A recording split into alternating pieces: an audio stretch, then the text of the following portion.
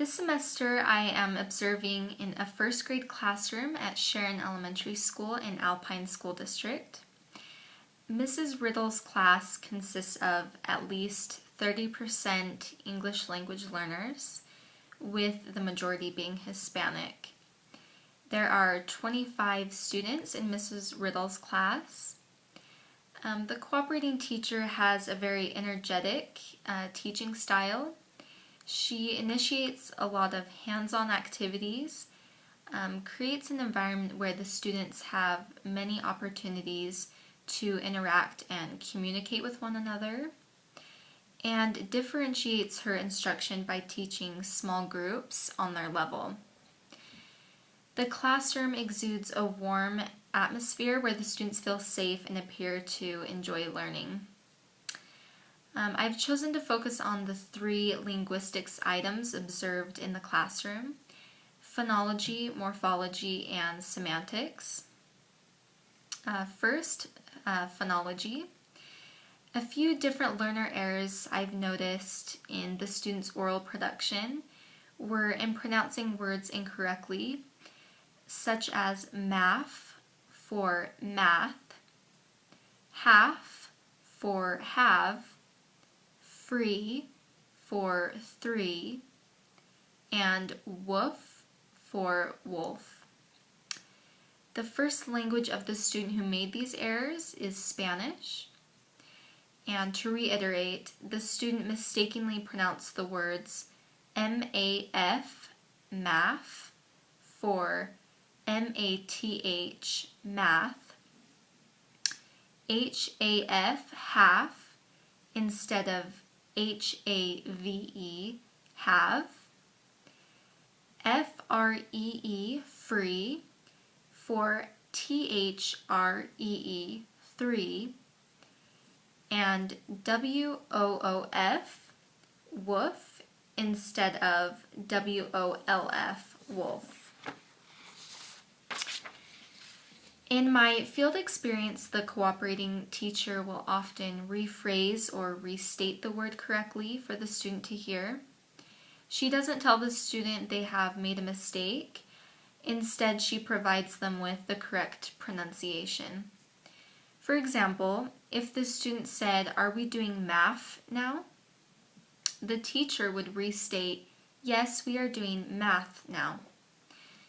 The teacher also incorporates phonics into her mini lessons during writing and reading workshop. I believe her instruction was effective because she reinforces the positive instead of dwelling on what the student is doing wrong. Overcorrection can cause students to feel less inclined to take risks or participate in class.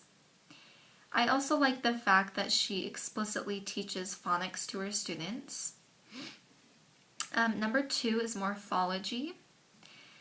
A couple different learner errors I've noticed in the students' use of affixes, spoken or written, are in the misuse of the suffix endings ed and s. The first language of the student who made these errors is again Spanish. The student wrote the word looked correctly in its past tense form, but in reading the word aloud, they pronounced it looked. The students are currently learning about measurement in math right now. I observed one of the students saying, "The string is 3 foot long," instead of saying, "The string is 3 feet long." In this way, the student has overgeneralized the rule of adding s to make words plural.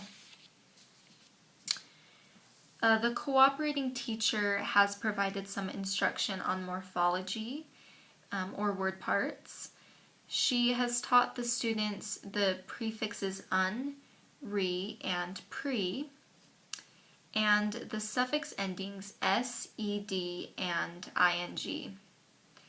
I've noticed she has a bulletin board in her classroom with word families or chunks that help students identify common word parts. Number 3 is semantics.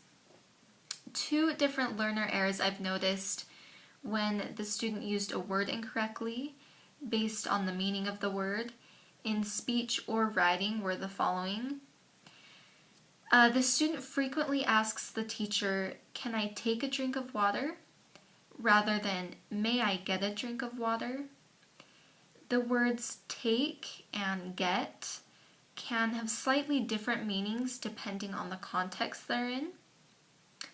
Another example was when a student read a book to me entitled Missing Sneakers. The student assumed the story was about lost shoes, but as they read on, they realized they were wrong. Sneakers turned out to be the name of the missing cat. The cooperating teacher explicitly teaches vocabulary. Each student in the class has their own vocabulary book with a section for language arts, math, science, and social studies. A couple times a week, the teacher either introduces new vocabulary words or reviews previously learned ones. The students write a definition and draw a picture of each word they learn in their books.